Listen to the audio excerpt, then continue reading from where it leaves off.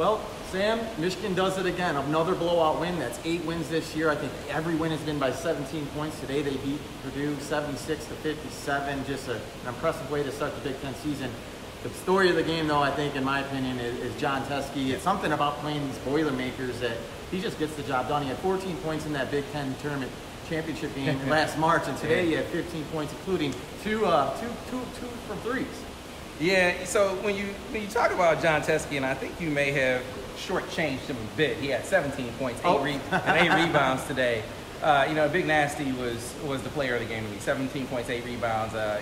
Sure, Jordan Poole had more points, but just his impact on the game.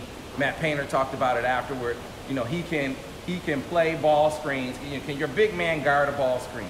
Jon Teske has really developed the ability to do that. There was one play where he went out, showed on a ball screen, got back on the roll man, I think it was Harms at the time, and stole the ball. I mean, that's just elite defensive play.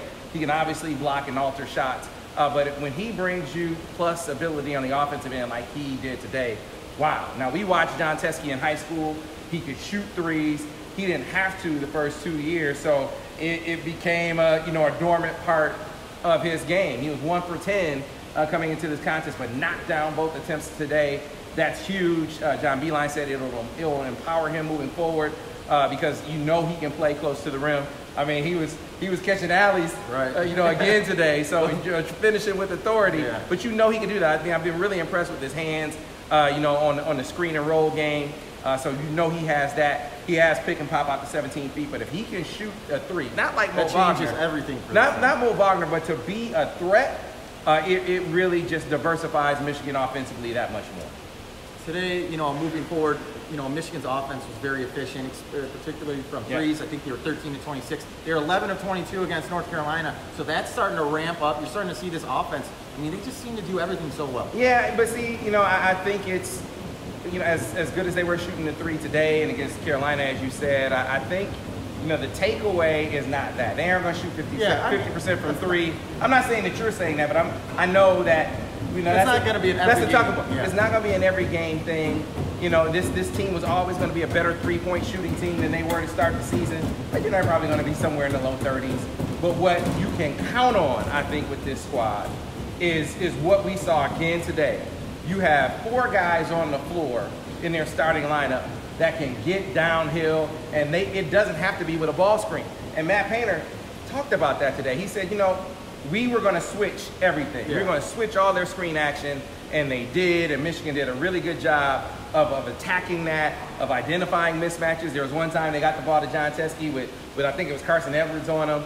But when that switch came, guys turned the corner and went to the rim immediately. But what's so impressive about Michigan is they don't need a ball screen. And this is another thing Paint said. He said, look, there was times we just got beat guard on guard. I think he just meant man on man. It didn't matter whether it was Iggy, it was Charles Matthews, it was JP. There was a great drive he had where he had a reverse. Right under the basket. And Xavier Simpson, who you aren't playing for a jump shot anyway, and he's still able to get to the rim. That is so exceptionally tough to guard when you have 4 guys on the court that can all get to the rim. It collapses your defense. It creates, weak side rebound opportunities or putback opportunities. Alley-oops to Teske. Yeah, and it creates open looks. To your other point about the three-point shot, it creates open looks on the perimeter because you penetrate. It collapses the defense, creates open looks on the perimeter. That's another reason why you're seeing their three-point percentage go up. All right, and lastly, John Beilein talked about this in the presser. They have a 7-man rotation right now, but they want to add to that. We got 2 talented freshmen on the bench, in Johns and Julius, and he mentioned those 2 particular as he'd like to get them in the rotation here moving forward. Yeah, so I'll round into that. A big part of them getting on the floor is playing defense. Yeah. All right, understanding their responsibilities defensively because Michigan showed yet again today. They are an elite defensive squad. Absolutely. You saw Carson Edwards coming into this game, averaging 4 threes a game. Jon Teske had more threes than him. He had 1 3-point shot. He was 7 for 21 from the field. Outstanding effort by Xavier Simpson. But all the way around, from Charles Matthews, who's an elite defender. We talked about Jon Teske. You're seeing more competency from Jordan Poole there, and then Ignas Brezdeikis and John Beilein. This is the first time man, he is just exceptional with how quickly he has picked things up. The guy is an outstanding defender. He drew a charge, and this shows you that the refs are starting to give him benefit of the doubt. He flopped. That was a flop. That wasn't a charge. It was a downright flop, but he got the call, and good for him. He should get calls like that because he's an exceptional on-ball defender. It didn't matter. I mean, they play screen and roll well. They can switch screens. They can play them straight up. They can post double down and rotate.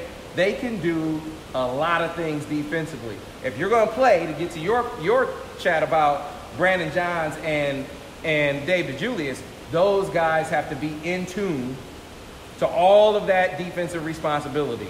Help the helper. You know, how you play a ball screen. You know, all those talking points that they hear in practice that maybe they aren't up to speed on right now. You hope that they are going to be there by Big Ten play. And John Beeline said in practice right now, those are the two, Brandon Johns and David Julius, that are really showing that they're looking like they're going to be ready for Big Ten play, and Michigan needs them. You talk about this team being a Final Four team, a championship caliber team, deepening that bench so the drop off isn't as precipitous as I think it is right now. You know, if you have Brandon Johns getting some of those minutes at the 5, in addition to Isaiah Livers, now you got some more athleticism, some more shooting, some more offensive ability on the floor, and then David Julius, from a ball handling standpoint, he's the best ball handler on the bench.